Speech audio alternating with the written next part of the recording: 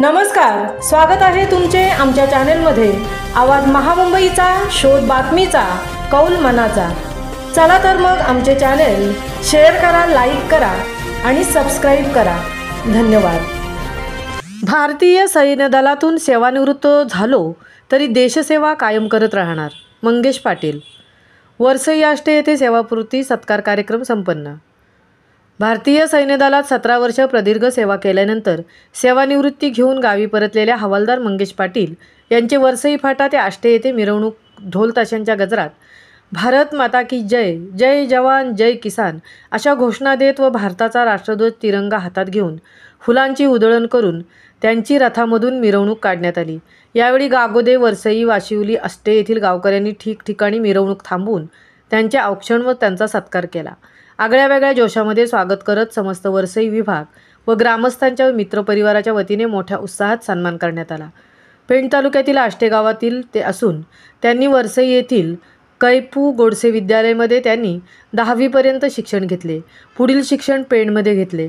सर्वसामान्य शेतकरी कुटुंबातील मंगेश जगन्नाथ पाटील ग्रामीण भागातील तरुण लहानपणापासून सैन्य दलात जायची इच्छा असल्यामुळे तसा लहान वयापासूनच ते प्रयत्नशील होते व त्यातूनच ते भारतीय सैन्य दलात 17 वर्षापूर्वी भरती झाले। भारताच्या विविध कानाकोपऱ्यात सैन्य दलात सेवा केल्यानंतर 17 वर्षांनी हवालदार मंगेश पाटील सेवानिवृत्त झाले आहेत। सेवानिवृत्त घेऊन ते जानेवारी 2025 या दिवशी आपल्या मूळ गावी आष्टे येथे परतले। येथे मंगेशचे यांचे भव्य दिव्य असे स्वागत करण्यात आले। भारत माता की जय, जय जवान जय किसान घोषणा व फटाक्यांची आतषबाजी, फुलांची उधळण यामुळे वातावरण देशमय झाले होते।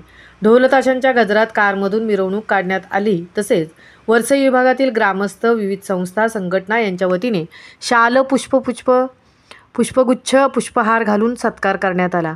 यावेळी सेवानिवृत्त व सत्कारमूर्ती हवालदार मंगेश पाटील यांनी यावेळी बोलताना सांगितले की गावातील सर्वांनी एकत्र येऊन माझे जे अभूतपूर्व स्वागत केले, जो सन्मान केला, त्यामुळे मी खूपच भारावून गेलो आहे। देशसेवा करताना माझे घर, माझी शाळा, माझे गाव, माझे मित्र यांची मला नेहमी आठवण येत होती। देशसेवेमध्ये जो आनंद, स्वाभिमान, अभिमान, शिस्त, स्वावलंबन व प्रामाणिकपणा शिकायला मिळाला तो खूप मोठा आहे।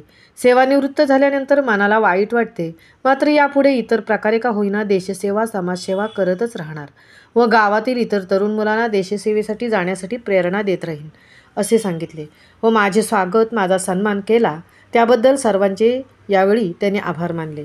यावेळी माजी सैनिक, वरसई विभागातील कार्यकर्ते, तरुण वर्ग मोठ्या संख्येने उपस्थित होते। आवाज महामुंबईचा चॅनेलसाठी सुनील पाटील सह तृप्ती भोईर, पेण।